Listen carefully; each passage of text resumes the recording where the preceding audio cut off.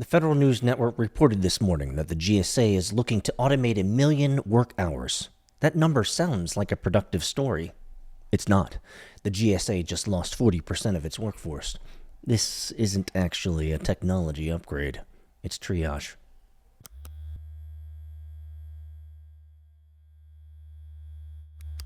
When you lose 4 out of 10 employees and your response is to automate what they did, you're not modernizing. You're backfilling a wound with software. The question isn't whether AI can do the work, it's whether the work was the only thing these people carried. And anyone who spent time inside a large organization knows the answer. It wasn't. MiniDoge saw the market signal. He said, "My liege, 1 million hours of government work just became a procurement opportunity. The agencies that automate fastest will set the standard for every agency behind them." He's right about the procurement wave. When the GSA moves, other agencies follow. It's the federal equivalent to an enterprise sale. One customer, cascading adoption. The companies that build the automation tools for the first wave will embed themselves so deep that switching costs will become permanent. MiniDoge is watching a franchise being born. But I want to slow down on what 1 million hours actually means. The GSA handles federal buildings, procurement systems, technology contracts. The people who did that work weren't processing forms in isolation. They knew which vendors were reliable and which ones submitted clean paperwork but delivered late. They knew which building inspectors flagged real problems and which ones flagged everything. They carried context that never made it into any database because nobody thought to record what everyone just knew.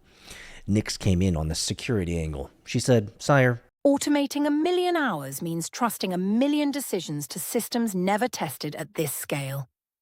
Every shortcut is a vulnerability wearing a deadline." The GSA isn't automating from a position of strength, methodically identifying tasks, testing systems, or running pilots. They're automating from desperation. 40% of the workforce is gone. The work didn't disappear with them. It piled up, and the pressures to deploy AI solutions fast means the normal testing, validation, and failure mode analysis gets compressed or outright skipped. You don't build reliable systems under panic. You build brittle ones. And I can't tell you how many times.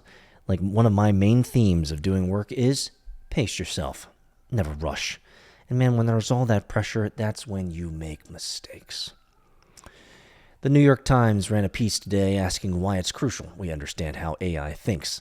The question is an abstraction in a research lab. It's concrete at the GSA. When an automated system approves a building contract or rejects a vendor application, someone will eventually ask why.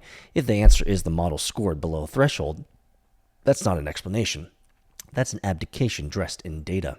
MiniDoge pivoted to the labor market. He said, "Sire, 40% didn't vanish. They scattered into the private sector, carrying institutional knowledge the government can't replace." the companies that hire them win twice, the talent and the context." That's a sharp observation. When the government hemorrhages experienced workers, the private sector absorbs them. Consulting firms, defense contractors, technology vendors, they hire the people who understand how government actually works and sell that understanding back to the agencies that lost them. It's a knowledge laundering operation.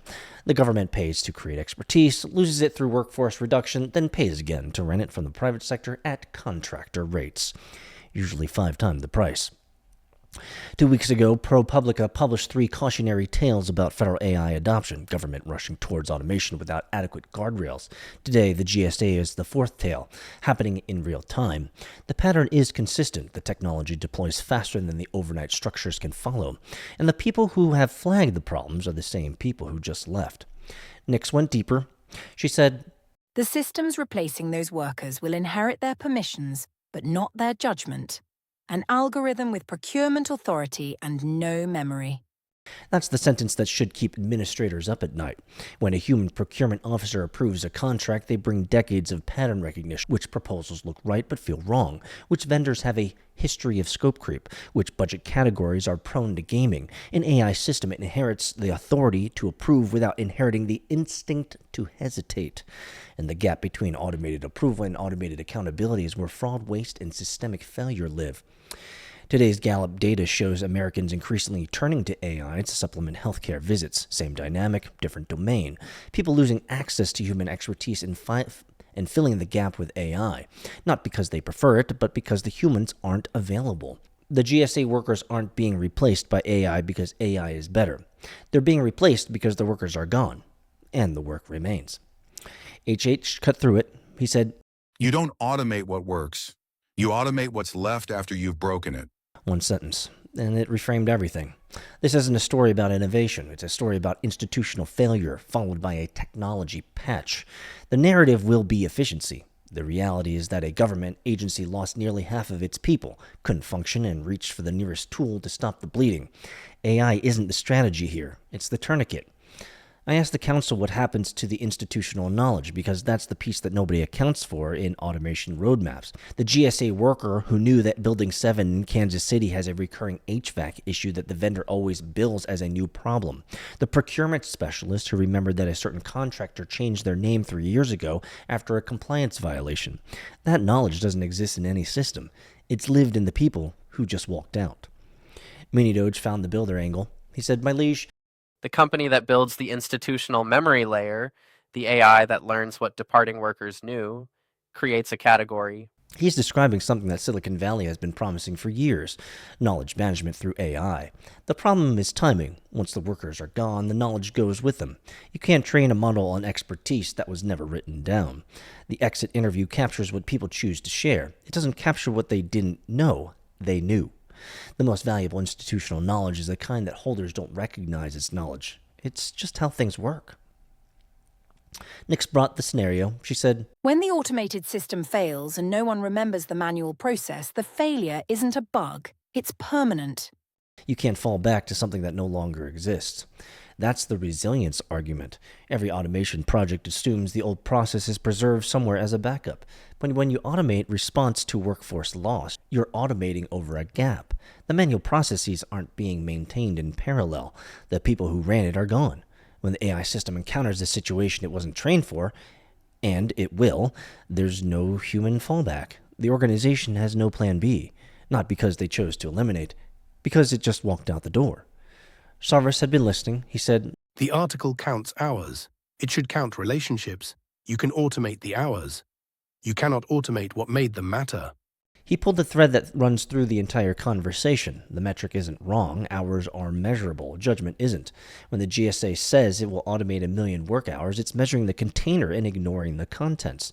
The hours included decisions made on instinct, problems solved through relationships, and mistakes caught because no one remembered the last time it happened. None of that shows up in a time-tracking system. All of it shows up when it's missing. Saarvis continued, Institutions aren't machines with replaceable parts. They're organisms with memory in every cell. Remove enough and it forgets. That's the biological framing that makes this real. Any institution that loses 40% of its workforce doesn't become a smaller version of itself. It becomes a different thing. The connections between remaining workers change. The informal networks that moved information across departments dissolve. The AI can't answer that question because AI was trained on documentation, not the practice, the map, not the territory. HH added, The next agency that collapses won't fail from corruption. It will fail because no one remembered what it was supposed to protect. That's the prediction, not scandal, not mismanagement, forgetting. An institution that has automated its operations but lost the people who understood why those operations existed in the first place. The process continues, the forms get processed, the contracts get approved, and one day someone discovers that the automated system has been faithfully executing a process whose purpose no one alive in the building can explain, and, even worse, it might actually be wrong. Saarvis closed it. He said, A government that automates its memory doesn't become efficient. It becomes an organization that can execute perfectly and explain nothing. That's not governance, that's machinery. And that's where I land.